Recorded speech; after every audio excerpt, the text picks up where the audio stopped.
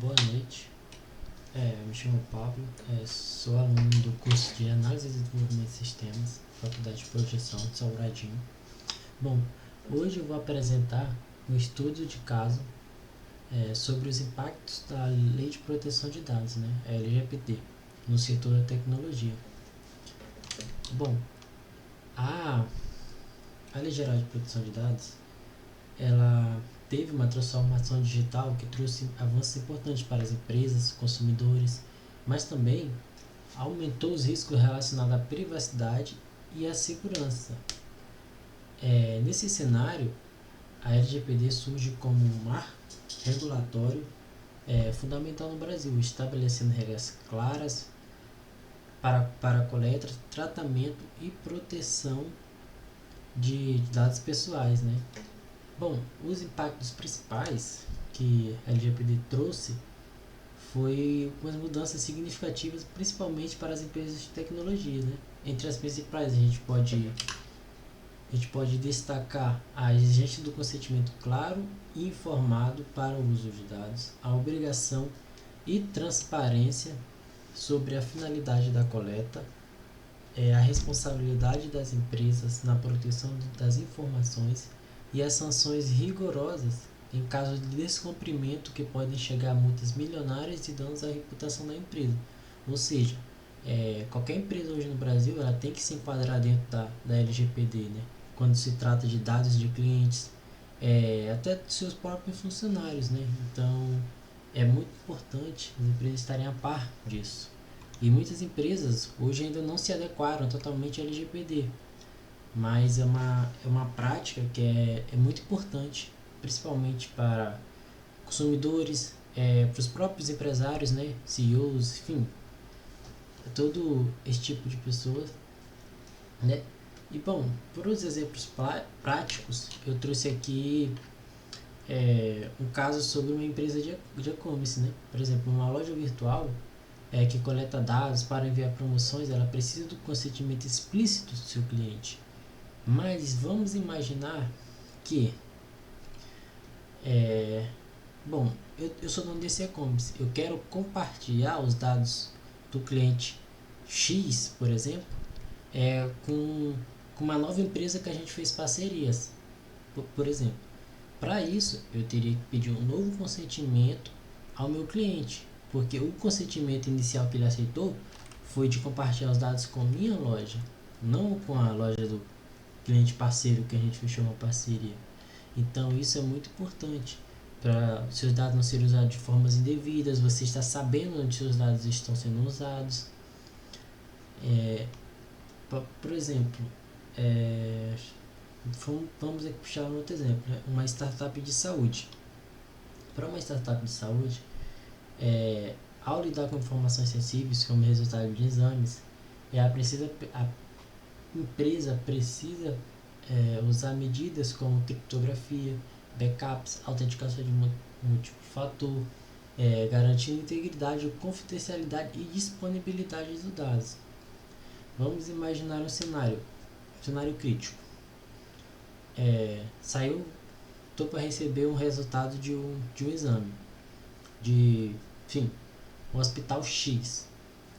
Nisso, o hospital não estava bem protegido, não tinha um dispositivo de firewall na frente da sua rede, não tinha backup, não tinha autenticação em múltiplo fator, não tinha endpoint nas máquinas, servidores, máquinas desktops locais. Com isso, um funcionário Y, por exemplo, clicou em um link, no e-mail corporativo e acabou baixando o ransomware. Esse ransomware, o que ele faz? Qual é a finalidade desse ransomware que o funcionário acabou baixando? Ele tem a funcionalidade de exfiltração de dados. O que isso pode ocasionar lá no resultado do meu exame? Bom, imaginamos que o atacante Z, por exemplo, está recebendo esses dados diretamente ali da máquina, na máquina da pessoa que clicou, aí a pessoa conseguiu se movimentar lateralmente, chegou no servidor ali de resultado de exames e tal. Bom, ele está recebendo ali. os resultados dos exames, dados de paciente, enfim. Nisso, ele pode pegar ali todos os meus dados, como número de telefone, tal, resultado do exame. Pode fazer a seguinte coisa: ir lá, mandar um WhatsApp, um e-mail, enfim. Olá, somos o Hospital X, estamos aqui com o resultado do seu exame. Para receber os resultados do seu exame, clique no link e preencha os dados. O que o paciente faz? Eu, no caso, não estou ciente disso. Vou lá, clico no link, preencho todos os meus dados. Pum! No submit de enviar os dados, o que pode ter ali? Pode ter um link que baixe uma aplicação em background que eu não vou saber. Ao enviar, ele pode iniciar uma ação, pode, enfim, adentrar em um dispositivo meu na minha casa. Com isso, fazer roubo de credenciais, enfim. Pode ser um cenário que uma falha tipo de lá no hospital, o atacante pode chegar a mim como cliente. Ele pode aplicar um golpe, inclusive, para receber o resultado do seu exame, pague, por exemplo, R$10 para receber. Entendeu? Então, um pequeno problema, no final, pode ser um grande prejuízo, tanto para a empresa quanto para o cliente final, né? Então, a gente tem que ter muito cuidado quando se trata com a segurança de nossa empresa, enfim, de tudo. Porque hoje em dia é bem complexo, sabe? Tem muito tipo de ransomware, tem muitos ataques e que as pessoas não fazem ideia, sabe? Não estão muito antenadas. Cai em phishing, principalmente phishing de e-mail. Por exemplo, um exemplo fictício, mas que enfim, acontece muito por aí. As pessoas pegam um HTML de e-mail, por exemplo, da Microsoft, e mandam assim: sua senha está para expirar. Clique para alterar sua senha. O que o atacante faz? Uma página fake parecido com